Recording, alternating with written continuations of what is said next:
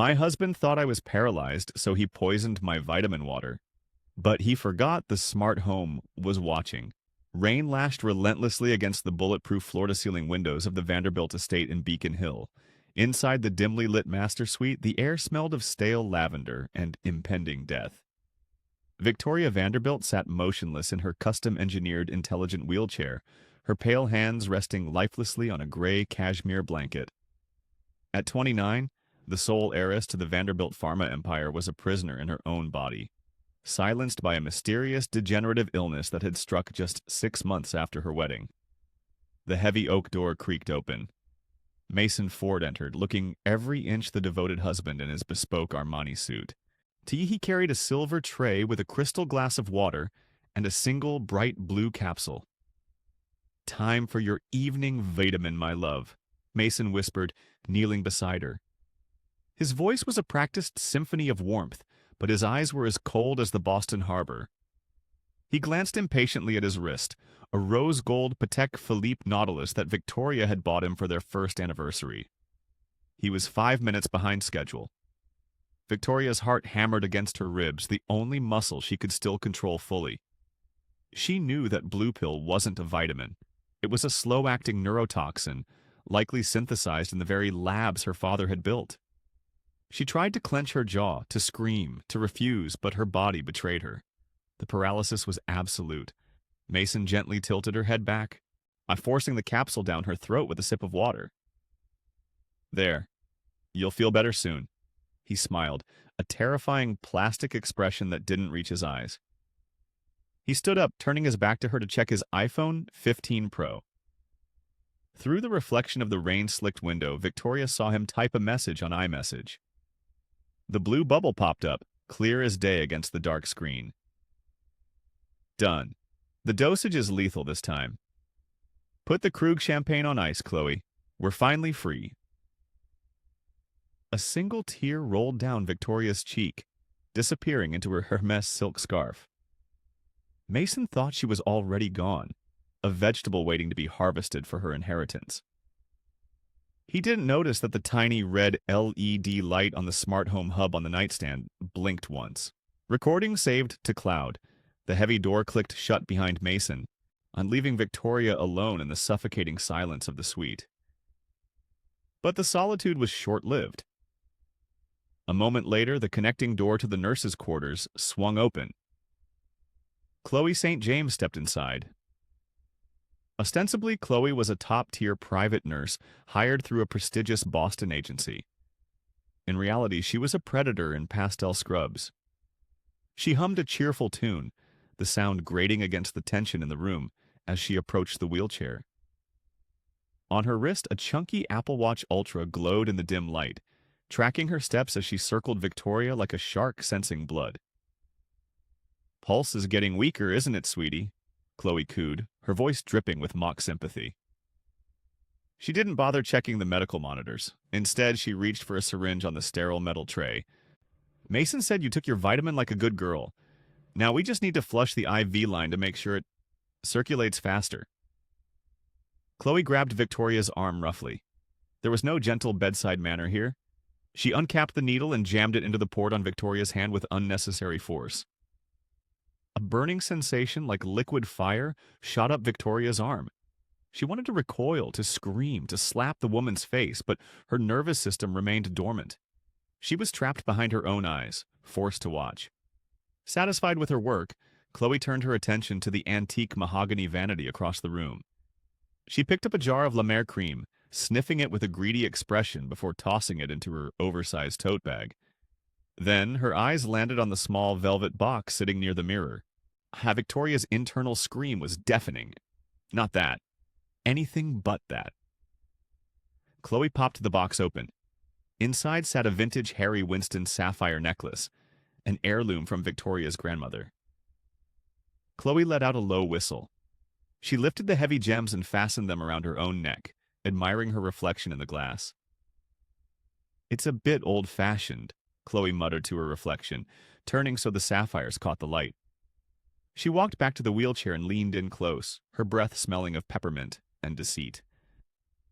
She dangled the pendant right in front of Victoria's unblinking eyes. "Don't worry, Vic. I'll have Mason reset the stones into something more modern after the funeral," Chloe whispered, a cruel smirk playing on her lips. "You won't be needing jewelry where you're going. Besides, being the lady of the house requires a certain sparkle."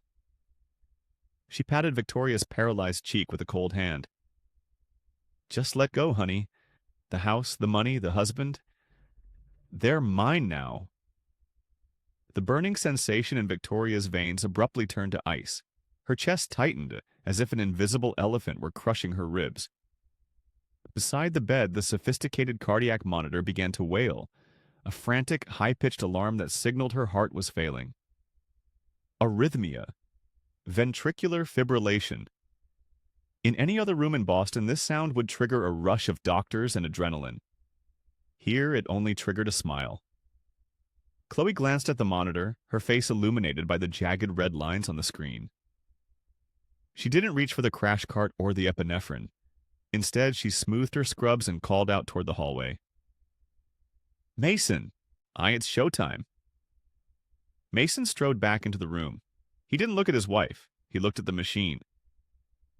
As the line on the monitor grew erratic and finally flattened into a single, continuous tone, beep, he let out a long breath of relief. "Finally," he muttered. He walked over to a concealed wet bar behind a fake Renoir painting and pulled out the bottle of Krug Grande Cuvée that had been chilling for hours. With a sickening pop, the cork flew across the room, landing on the Persian rug just inches from Victoria's limp hand. Mason poured 2 flutes of the golden liquid. He handed one to Chloe. "To the Vanderbilt legacy," Mason toasted, clinking his glass against hers. The crystal chimed cheerfully over the sound of the flatline tone. "To us," Chloe giggled, taking a sip. She reached out to silence the monitor, even the noise clearly annoying her. "Should I call 911 now?" Mason grabbed her wrist, his grip bruising. He checked his Patek Philippe again. "Are you crazy?" "Not yet. Medical protocol says brain damage becomes irreversible after 6 minutes without oxygen. We wait 20. "I don't want a vegetable, Chloe. I want a corpse. We need a closed casket and an open bank account." Victoria's vision was tunneling into darkness, but her hearing was the last sense to fade. She heard every word. She felt the vibration of their footsteps as they danced a slow sway to the silence of her heart. 20 minutes later, the performance began. Mason ruffled his hair to look manic, splashed water on his face to simulate sweat and tears, and dialed 911. "Help! Oh, God, please help!" he screamed into the phone, his voice cracking with Oscar-worthy devastation. "My wife! I think her heart stopped. Send an ambulance to Beacon Hill. Hurry!" As darkness swallowed Victoria completely, the only witness left was the unblinking green eye of the webcam on her desk, silently uploading the entire masquerade to the cloud. The VIP waiting room at Massachusetts General Hospital felt less like a medical facility and more like a mausoleum for the wealthy. The walls were paneled in dark walnut, and the air was filtered to a crisp, sterile chill. Mason paced the plush carpet, his Armani jacket intentionally discarded on a leather chair to simulate frantic grief. He ran his hands through his hair, messing it up just enough to look devastated but still photogenic. Chloe sat nearby, dabbing dry eyes with a tissue, perfectly playing the role of the traumatized caregiver, and she squeezed Mason's hand every time a nurse walked by. "You did everything you could, Mr. Ford," she whispered loudly enough for the staff to hear. The double doors at the end of the hall hissed open. Dr. Ethan Caldwell stepped out.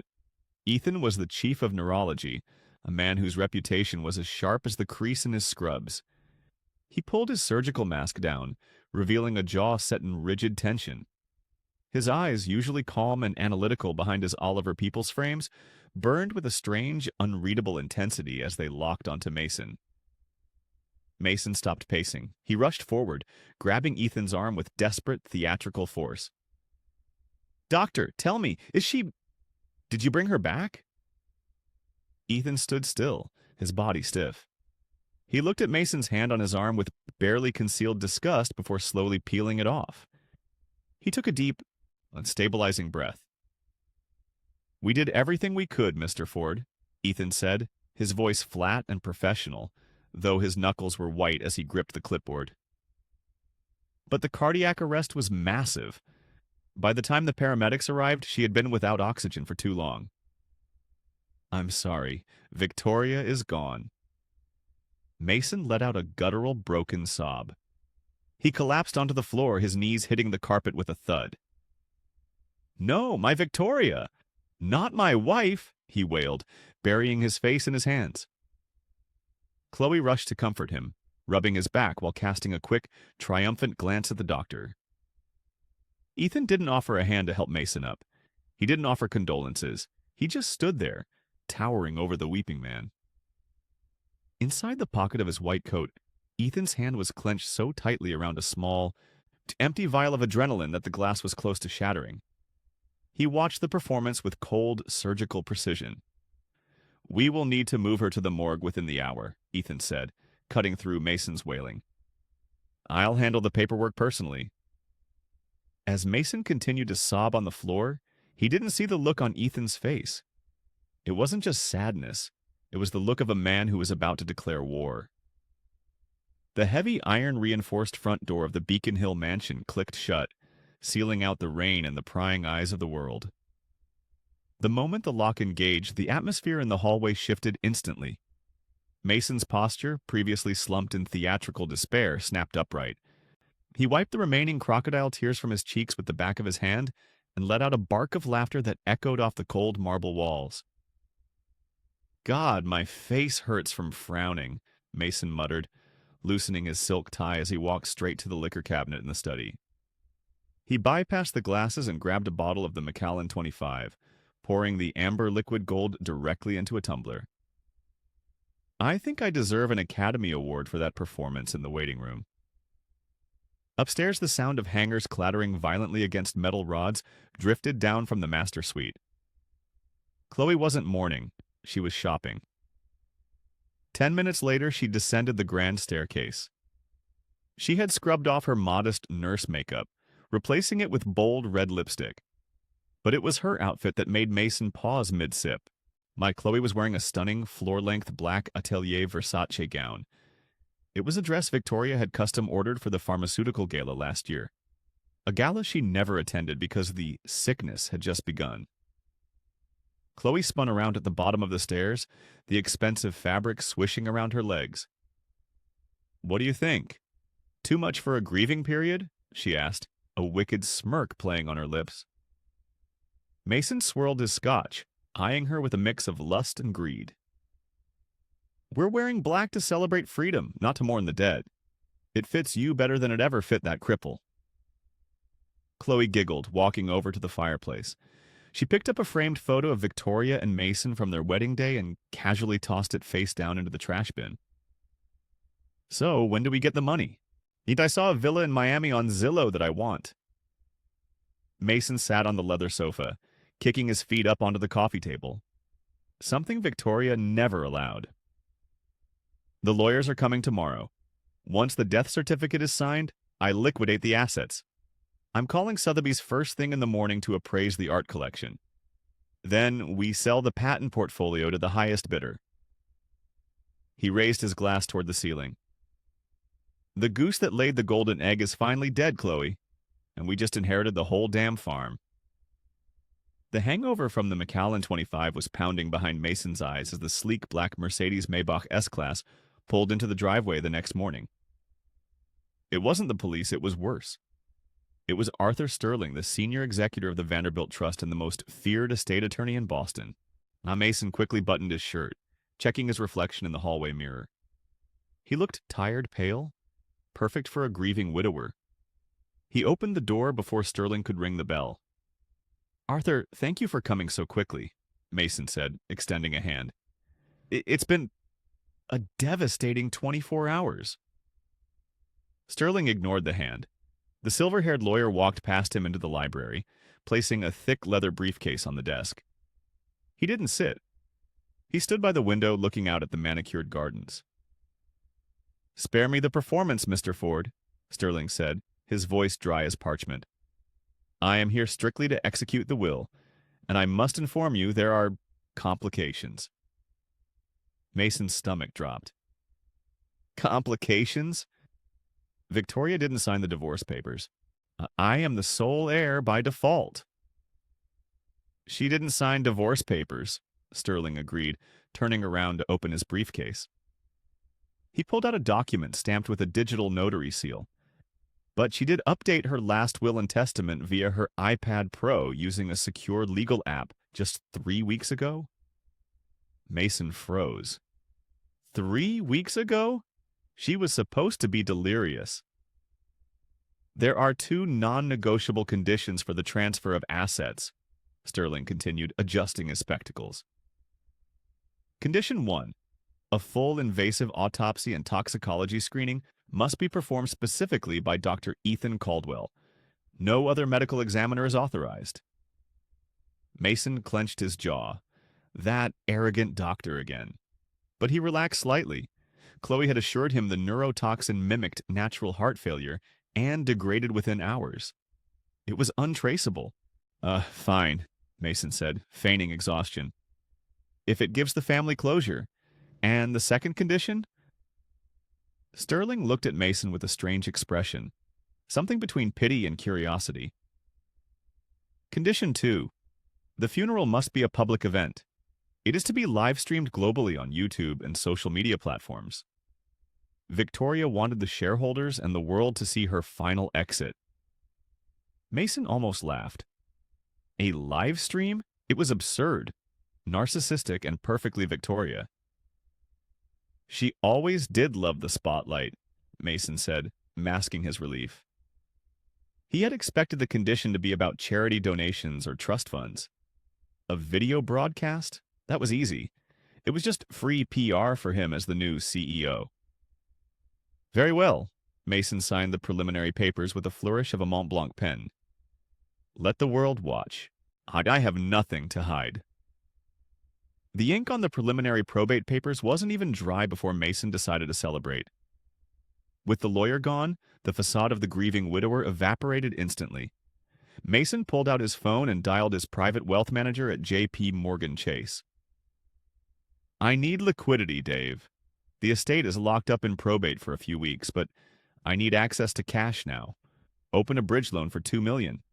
Use my equity in the company as collateral. He didn't wait for the banker to warn him about interest rates or risks. He hung up and drove straight to the Herb Chambers dealership. For 5 years, Mason had driven a sensible sedan to play the part of the humble, supportive husband. That ended today. He walked onto the showroom floor and pointed a manicured finger at a shark blue Porsche 911 GT3 RS. I'll take it, Mason told the stunned salesman. I want it delivered to Beacon Hill by tonight. Put the down payment on the American Express Centurion. He swiped the heavy black titanium card, Victoria's card, technically, without a tremor of guilt. As he signed the receipt, he felt a rush of adrenaline stronger than any drug. This was power. Across town, on the cobblestones of Newbury Street, Chloe was conducting her own financial demolition. She moved through the high-end boutiques like a hurricane. At Chanel, she dropped $12,000 on a classic flat bag and a tweed jacket. At Cartier, she tried on a Panthère watch, admiring how the gold looked against her skin. Charge it to the corporate expense account, Chloe told the sales associate, flashing a dazzling smile. Put it under office supplies or client relations. I'm the new executive assistant to the CEO. Her phone buzzed with fraud alerts from the bank app, but she simply swiped them away. She was drunk on the idea of her future. In her mind, she was already the queen of Miami, lounging on a yacht. She didn't care that she was leaving a digital paper trail a mile wide. She didn't care that every swipe of the card was a felony. By the time Mason and Chloe reunited at the mansion that evening, the foyer was filled with shopping bags and the driveway boasted a new German sports car. They sat amidst their loot, eating takeout sushi from Oya, laughing at the absurdity of it all. They were so blinded by the glitter of their new toys that they forgot a basic rule of business. Never spend the profit before the deal is closed. The euphoria of the shopping spree began to fade as night settled over the sprawling estate. The silence in the mansion felt heavier than usual, pressing against the windows like a physical weight. Mason was in his office, engrossed in the glow of his iMac, transferring cryptocurrency into hidden offshore wallets. Chloe, bored with her new purchases, wandered upstairs to the master suite. She intended to sleep in the big bed tonight. It was a power move, claiming the queen's throne. But as she stepped into the room, a chill ran down her spine. The electric wheelchair, Victoria's custom-built lifeline, was not where she had left it. Earlier, Chloe had shoved it into the corner, draping her new Burberry trench coat over it like a coat rack. Now, the chair sat squarely in the center of the room, facing the bed. The coat was folded neatly on the floor. "Mason?" Chloe called out, her voice trembling slightly. "Did you move the chair?" "I'm busy, Chloe. Stop bothering me," Mason yelled from downstairs, sounding annoyed. Chloe swallowed hard. She walked over to the chair, intending to push it back into the shadows. Just as her hand touched the cold metal frame, the Sonos speakers mounted in the ceiling crackled to life. A haunting, melancholic piano melody filled the room. Clair de Lune by Debussy.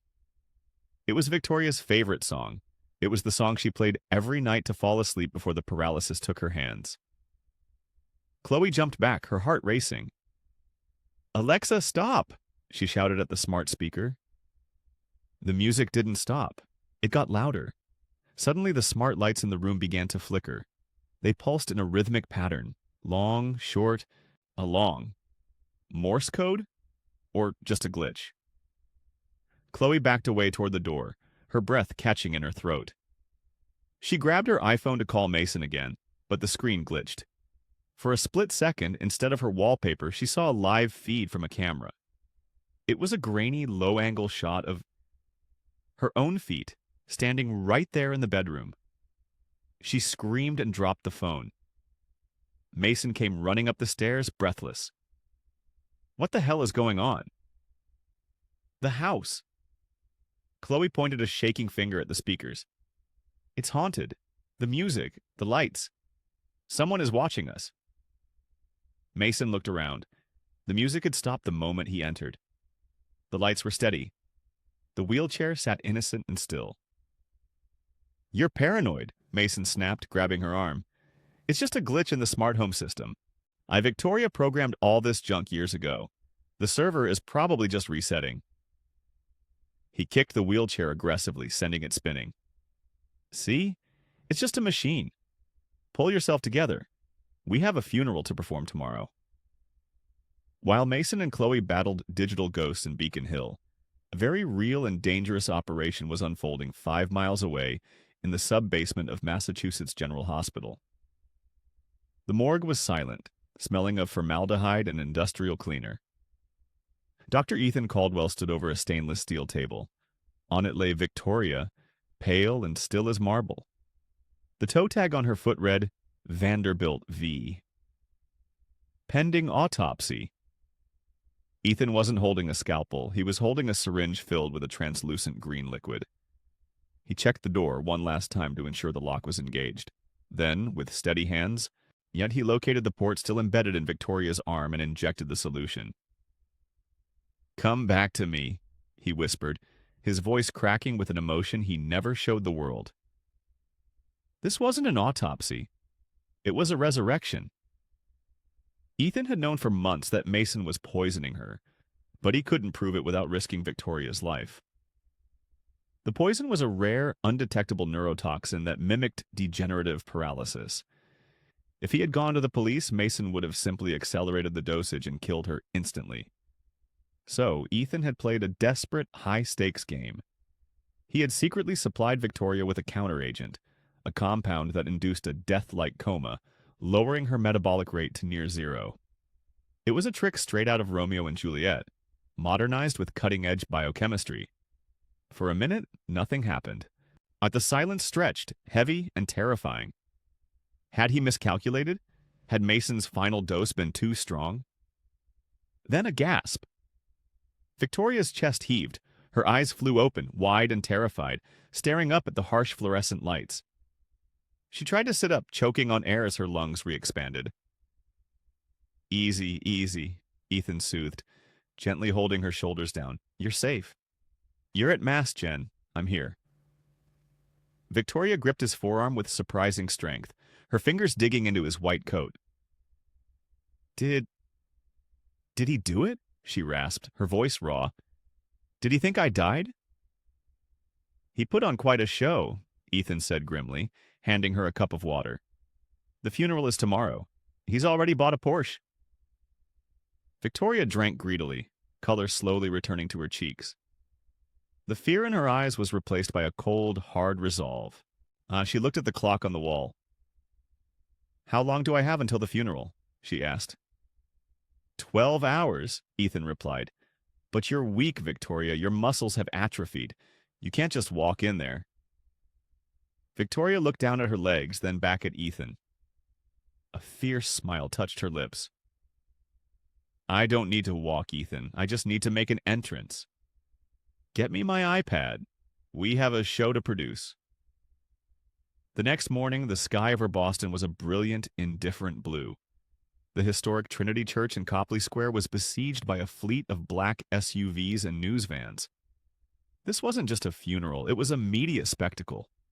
Drones buzzed overhead like angry hornets, capturing aerial shots for the global livestream that was already trending #1 on Twitter. Inside, the atmosphere was thick with the scent of white lilies and expensive perfume. The pews were packed with the city's elite, tech moguls, senators, and pharmaceutical rivals, all whispering behind their programs. Mason stood at the front, near the closed mahogany casket.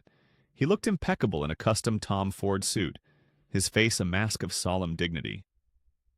Occasionally he would dab his eyes with a monogrammed handkerchief, checking the angles of the cameras positioned around the altar. He was playing the role of his life. Chloe stood a few feet away, officially as the devoted nurse, but her attire screamed otherwise. She wore a modest black dress, but her accessories were a scream of new money. The Cartier watch, the Chanel bag tucked under the pew, and the Harry Winston sapphire pendant hidden beneath her scarf. She kept checking her phone, monitoring the viewer count on YouTube. 2.5 million watching. She felt a thrill of celebrity. Ladies and gentlemen, the priest intoned, his voice echoing through the vaulted ceiling. We are gathered here to mourn the untimely passing of a visionary. Mason stepped up to the podium. He adjusted the microphone, pausing for dramatic effect. Victoria was my light, Mason began, his voice trembling perfectly. She built an empire, but to me she was just my wife, my partner. In her final days she was so fragile, yet so strong. He looked directly into the main camera lens. I promise to carry on her legacy, to lead Vanderbilt Pharma with the same integrity she showed every day. A few people in the front row sniffled. It was a masterclass in manipulation. But as Mason prepared to deliver his closing line, the one about eternal peace, a strange sound cut through the solemnity. It was the sharp, distinctive feedback of a microphone being tapped. Thump. Thump. It wasn't coming from Mason's mic. It was coming from the back of the church. Heads turned. The heavy oak doors at the entrance began to groan open, but no one was pushing them. The sunlight from the square poured in, blindingly bright, creating a silhouette in the doorway. Mason squinted. His heart skipped a beat, then hammered against his ribs. Standing there was Dr. Ethan Caldwell. He wasn't wearing scrubs. He was wearing a sharp charcoal gray suit, and in his hand he held a wireless microphone. Integrity? Ethan's voice boomed through the church speakers, cutting Mason off. That's an interesting word choice, Mr. Ford.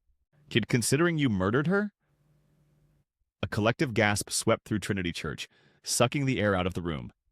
The silence that followed was absolute, heavier than the stone arches overhead. Every head turned, necks craning to see the man who had dared to desecrate this solemn moment. The camera operators, sensing viral gold, swung their lenses away from Mason and focused sharply on Dr. Ethan Caldwell. Mason gripped the edges of the podium so hard his knuckles turned white. This is outrageous, he shouted, his voice cracking. Security! Get this man out of here, he's deranged! Two burly security guards started to move toward the aisle, but Ethan didn't flinch. He walked forward, his stride confident and predatory. He raised a manila envelope in his other hand. I am the chief medical examiner appointed by the Vanderbilt Trust, Ethan announced, his voice calm but amplified to deafening levels. And under Massachusetts state law, I have a legal obligation to halt a burial if the cause of death is disputed. Disputed? Mason snarled, abandoning his grieving widower persona. She died of heart failure. You signed the certificate yourself. I signed a certificate stating she was clinically dead, Ethan corrected, stopping in the middle of the aisle. He looked directly at the camera streaming to millions. But I didn't state why her heart stopped. Chloe, sensing the tide turning, stepped forward from her pew. You're just a jealous ex-boyfriend, she shrieked, her facade crumbling. Everyone knows you were obsessed with her. You're trying to ruin Mason's moment. Ethan turned his gaze to Chloe. It was a look of pure, icy contempt. And you must be the nurse, he said, the word dripping with sarcasm. Interesting choice of jewelry, Miss St. James. Is that a sapphire pendant under your scarf? I believe that belonged to Victoria's grandmother. Did she gift it to you? Before or after you administered the lethal dose? Chloe's hand flew to her throat, clutching the scarf. The crowd began to murmur. The whispers grew into a roar of confusion and suspicion. This is slander, Mason yelled, pointing a shaking finger. I'll sue you for everything you have. Get him out. I'm not done, Ethan said, his voice dropping an octave, becoming deadly serious. He opened the envelope. Before we discuss murder, there is another medical fact that the autopsy revealed, a fact that changes the line of succession for the entire Vanderbilt estate. He pulled out an ultrasound image, holding it up for the cameras. Victoria didn't just die of heart failure, Ethan declared. She died carrying a secret. She was pregnant. The word pregnant hung in the air like a guillotine blade before dropping. The church erupted. Reporters were shouting questions. Flashbulbs exploded like lightning, and the live stream chat went nuclear. But amidst the chaos, Mason Ford stood frozen, as if struck by Medusa. His face drained of color, turning a sickly shade of gray. Pregnant? Mason whispered, the word barely audible over the din. He knew it was impossible. He had made sure of it. Years ago, a bout of mumps had left him sterile, a secret he guarded with his life. He had never told Victoria. He let her believe her stress was the reason they hadn't conceived. So if she was pregnant? A wave of hot, blinding rage washed over his fear. She cheated. The saintly, crippled Victoria had cheated on him. You liar! Mason screamed, his voice shredding through the noise. He pointed at the ultrasound image Ethan was holding. That's impossible. She couldn't be pregnant. She was paralyzed. Who is it? Is it yours? Did you sleep with my wife while treating her? The accusation was ugly, desperate. The crowd gasped again. Ethan didn't shout back. He simply lowered the image and looked at Mason with pity. The DNA test on the fetal tissue is already processing, Mason. But let's focus on the math. The fetus was 16 weeks old. 4 months ago, Victoria was already in that wheelchair. Who was taking care of her then? Chloe stepped forward, her eyes wide with panic. She did the math, too. 4 months ago, she hadn't started working there yet. Wait, Chloe stammered, looking at Mason. You told me you two hadn't been intimate in years? You said she was frigid. Mason spun on her. Shut up, Chloe. Oh, this gets better, Ethan interrupted, cutting through their domestic squabble. Because according to the Vanderbilt Trust bylaws, if the heiress dies while pregnant, the estate doesn't go to the husband. It goes into a provisional holding trust for the unborn child until a paternity investigation is complete. Which means, Mason, Ethan smiled, a sharp, dangerous smile. As of this moment, your accounts are frozen. The bridge loan you took out yesterday? Defaulted. The Porsche in the driveway? Repossessed. Mason looked around wildly. He saw the faces of his friends and business partners turning away, phones out, recording his downfall. He was losing control. I don't care about the money, Mason lied, sweating profusely. I care about the truth. She was a whore. She cheated on me. She didn't cheat, a new voice rang out. It was soft, electronic, and came from the massive LED screens set up on either side of the altar for the video tribute. The screens flickered. The slideshow of Victoria's life vanished. In its place, a video file began to play.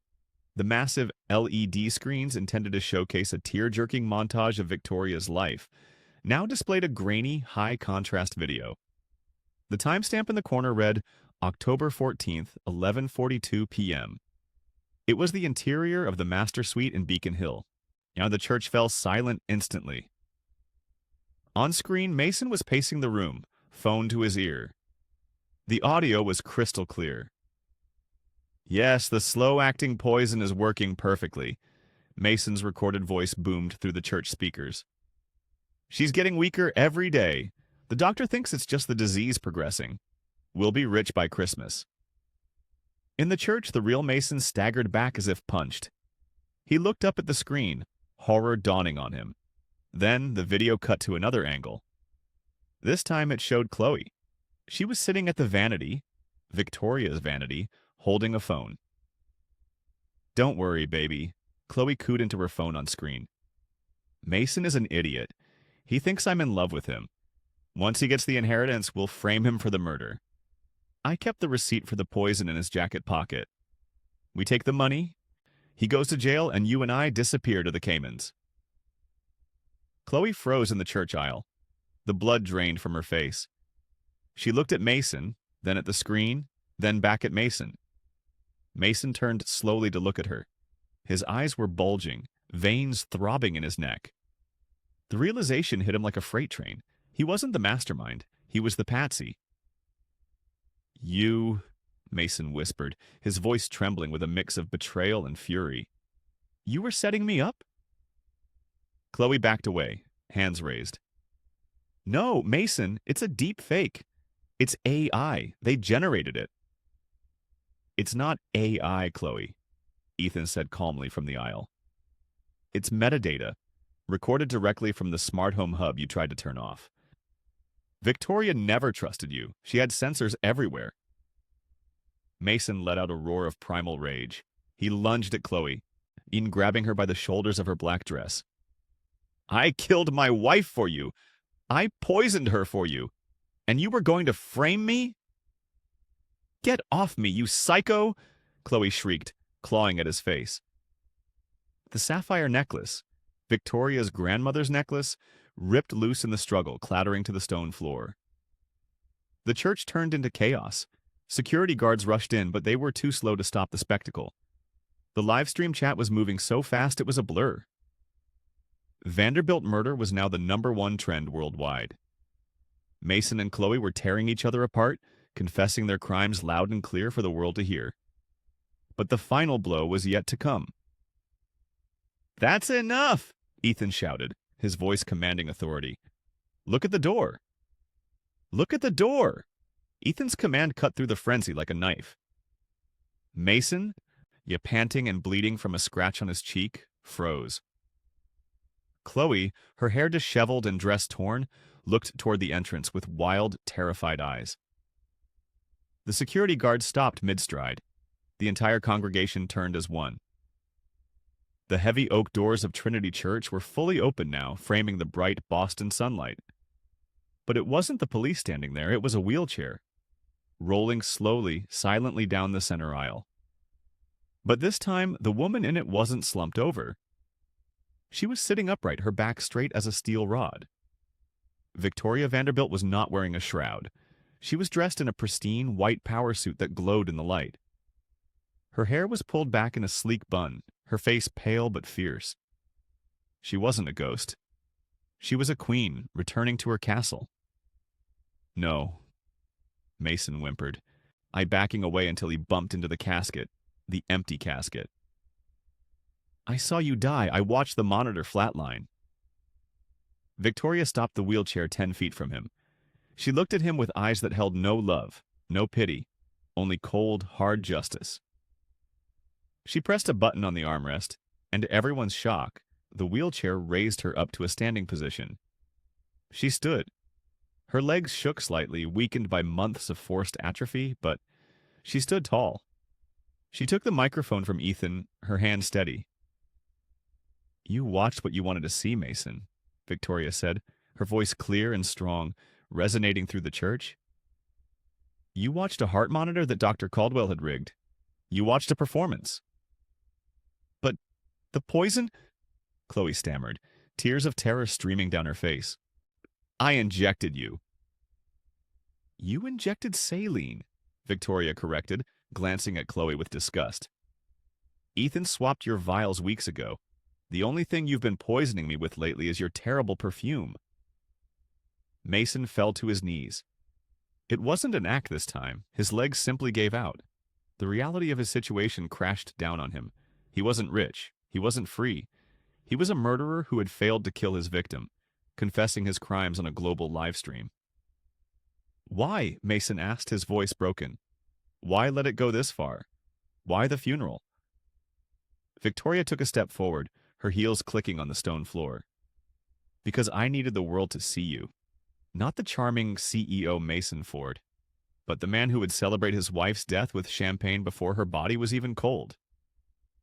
I needed to destroy not just your freedom, but your name." The sheer magnitude of Victoria's resurrection sent shockwaves through the church. This wasn't just a plot twist, it was a biblical event streamed in 4K resolution. The silence was broken only by the frantic clicking of camera shutters. Victoria looked down at Mason, who was kneeling in the debris of his own life.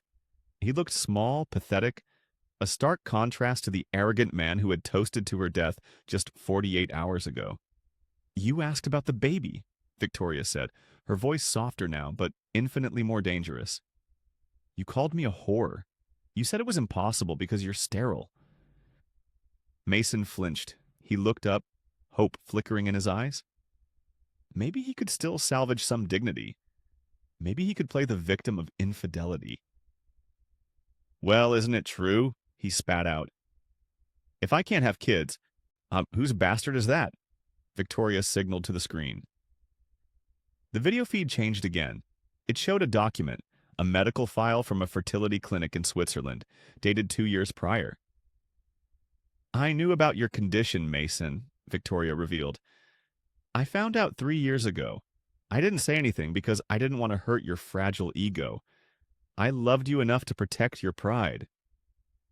A murmur of sympathy rippled through the crowd. "But I wanted a family," she continued. "So I went to a clinic. I used an anonymous donor. I did IVF. I wanted to surprise you. I foolishly thought you would love the child because it was mine, because it was ours." She let out a bitter laugh. "But while I was planning a nursery, you were planning a funeral." Mason stared at the document on the screen. The realization that her betrayal was actually an act of love, and that he had tried to kill her for it, crushed what little spirit he had left. He buried his face in his hands, not to act, but to hide. "And you, Chloe." Victoria turned her gaze to the mistress. Chloe was trying to inch toward the side exit, but 2 security guards blocked her path. "You wanted my life, my clothes, my jewelry?" Victoria pointed to the sapphire necklace lying on the floor where it had fallen during the fight. "Pick it up." Chloe shook her head, terrified. "Pick it up," Victoria commanded. Trembling, Chloe bent down and retrieved the heavy gem. "Keep it," Victoria said coldly. "It's evidence in an attempted murder trial now, along with the fake nurse credentials you bought online."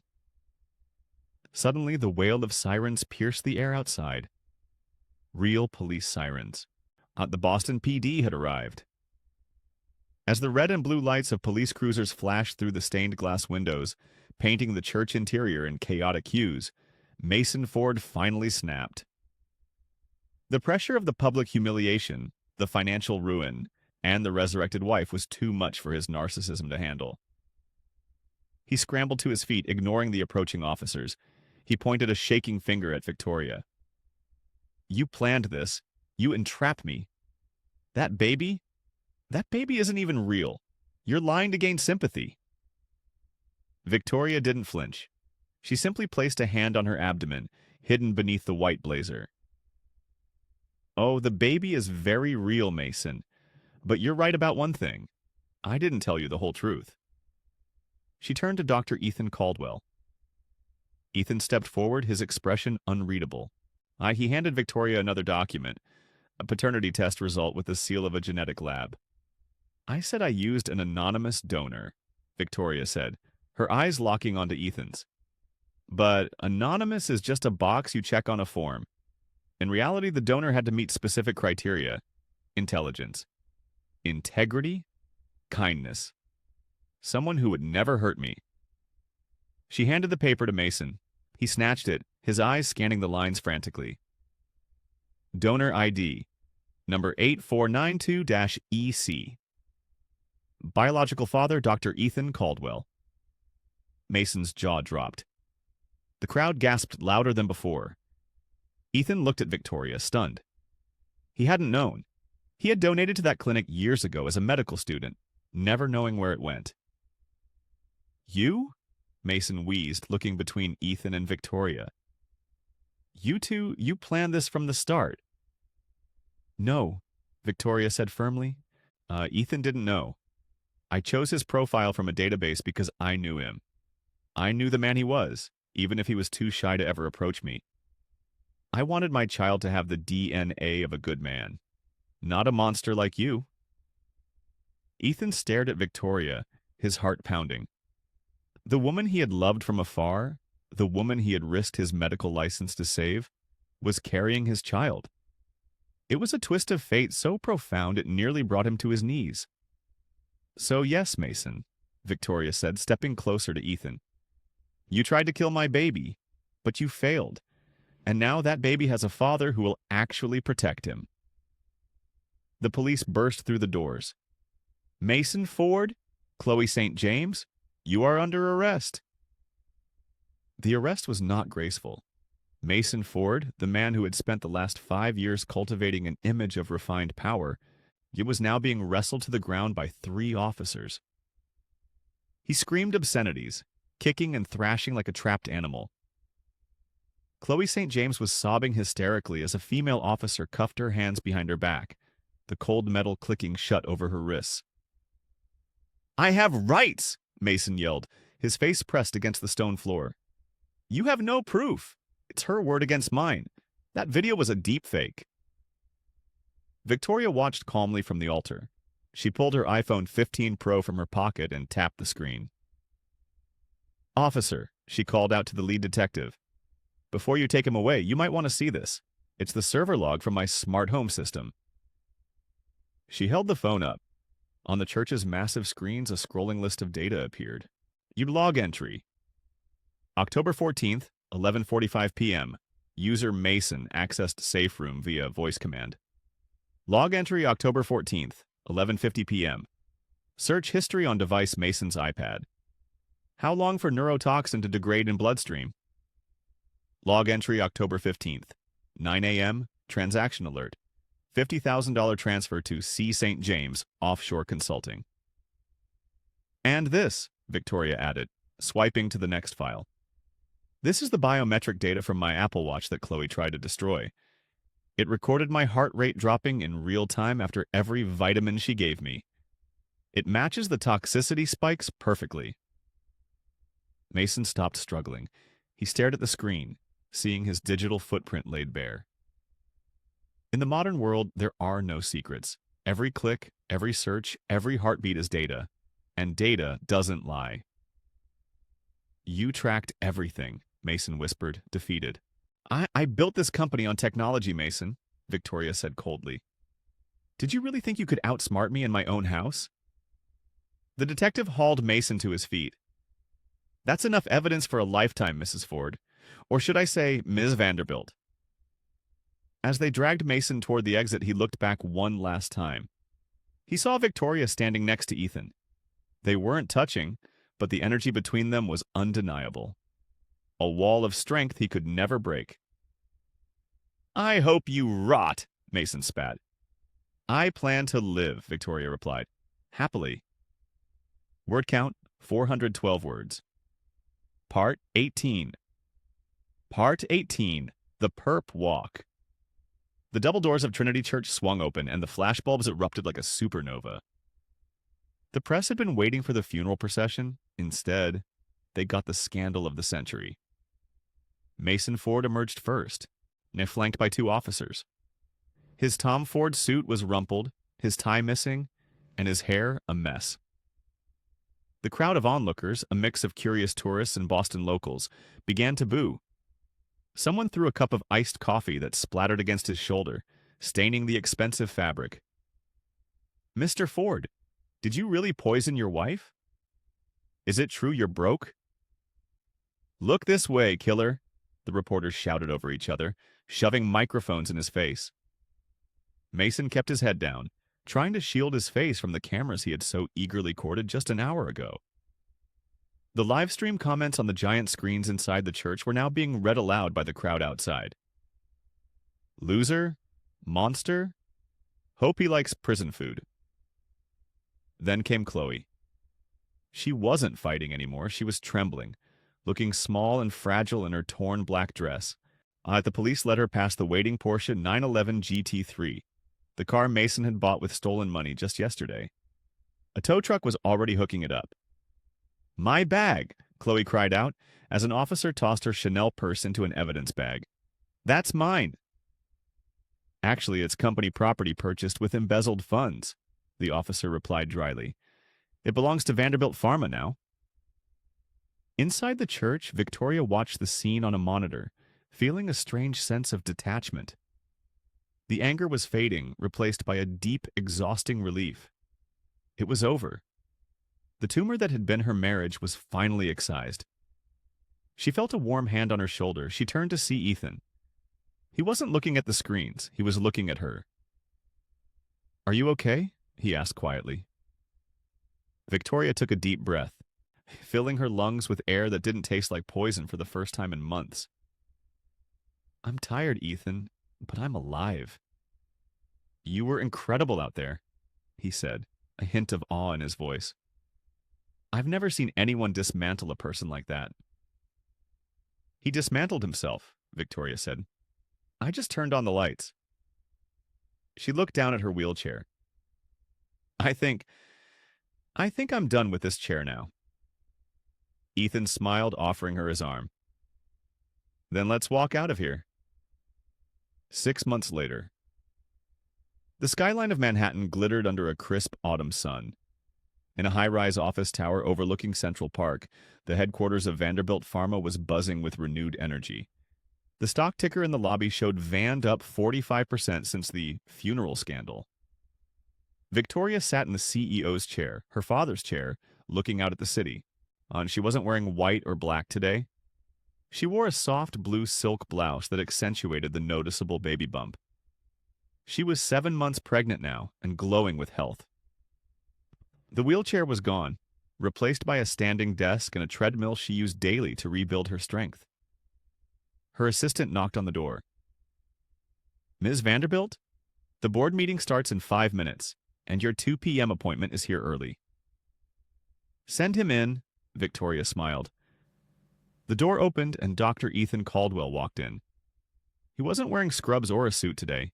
He wore a casual cashmere sweater and jeans, holding a brown paper bag from a local deli.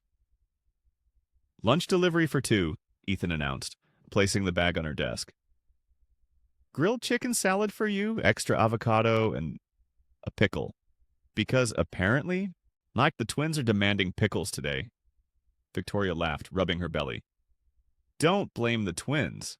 That's all me. Ethan walked around the desk and kissed her forehead. It was a natural, comfortable gesture. In the month since the trial, they hadn't rushed into a romance. They had started as allies, then friends, and now something much deeper. They were navigating the strange reality of expecting children together before ever going on a first date. How are you feeling? Ethan asked, his doctor instincts never fully turning off. Strong, Victoria said. The physical therapy is brutal, but I walked 10 blocks yesterday. I saw the news, Ethan said, leaning against the desk. Mason's appeal was denied this morning. Life sentence without parole. I and Chloe took a plea deal. 10 years for testimony against her old fraud ring. Victoria nodded, her expression sober but unburdened. Good. They're the past, Ethan. I'm only interested in the future. She picked up a remote and turned on the wall-mounted screen. It displayed a rendering of a new building wing, the Vanderbilt Center for Women's Health. This is the future, she said. I'm liquidating Mason's assets to fund this. A clinic dedicated to detecting silent killers in women. Poison, domestic abuse, hidden diseases. No one should ever feel trapped like I did. The sun was beginning to set over the Hudson River, casting a warm, golden glow across the private terrace of the Vanderbilt Tower. The wind tugged gently at Victoria's hair as she leaned against the railing, looking down at the city that once felt like a prison, but now looked like a kingdom. Ethan stood beside her, his presence a steady anchor. He wasn't looking at the view, he was looking at her profile, illuminated by the dying light. You know, Ethan said softly, breaking the comfortable silence. For a long time I thought my job was just to keep you alive, to manipulate the chemistry, to fight the poison. Victoria turned to him, her eyes bright. You did more than that, Ethan. You gave me a reason to fight. Ethan shook his head slowly. No, Vic. You did the fighting, I just handed you the sword. He reached into his pocket. His hand trembled slightly, a rare sign of nerves for a neurosurgeon who performed brain surgery without blinking. He pulled out a small, worn velvet box. It wasn't the bright turquoise of Tiffany & Company or the red of Cartier. It was faded, navy blue, and clearly very old. I didn't buy this with a corporate card, Ethan said, a shy smile playing on his lips. And I didn't pick it out to impress the press. This was my great-grandmother's. She wore it through the Great Depression and 2 wars. She said it was a symbol of endurance. He opened the box. Inside sat a stunning Art Deco ring, a square-cut emerald surrounded by tiny, conflict-free diamonds. It wasn't flashy like the rocks Mason used to buy to show off his wealth. It was timeless. It was real. Ethan didn't kneel. He knew she was tired of people looking down at her or looking up at her. He stood eye to eye with her. I don't want to save you, Victoria, Ethan whispered, taking her hand. You don't need saving anymore. I want to stand beside you. I want to raise these boys with you. I want to be the partner you actually deserve. Victoria looked at the ring, then at the man holding it. For years she had associated marriage with control, with fear, with a cold glass of poisoned water. But looking at Ethan, she saw only warmth. Suddenly, she gasped and placed a hand on her belly. What is it? Ethan asked, instantly concerned.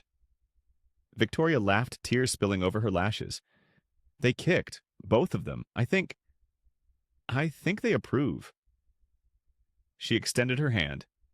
Ethan slid the ring onto her finger. It fit perfectly. Yes, Victoria whispered, pulling him in for a kiss that tasted of hope and new beginnings. Yes to the partnership. Yes to the family. Yes to us. Below them, the city lights flickered on, one by one. But for the first time in her life, the brightest light wasn't the skyline or a camera flash. It was the future. Conclusion. So, the curtain has finally fallen on the Vanderbilt saga. To our amazing friends, are you still here with us? If you have stayed until this very second, I know it's because something in Victoria's battle struck a chord deep within your heart. This wasn't just a drama about a poisoned wife or a greedy husband. It was a testament to the quiet power of endurance. Victoria teaches us that even when we are paralyzed by circumstance, our will remains free. As the great Stoic philosopher Marcus Aurelius once wrote, the best revenge is not to be like your enemy. Victoria didn't descend into madness or violence like Mason. She rose above it with dignity, turning her suffering into a fortress of strength.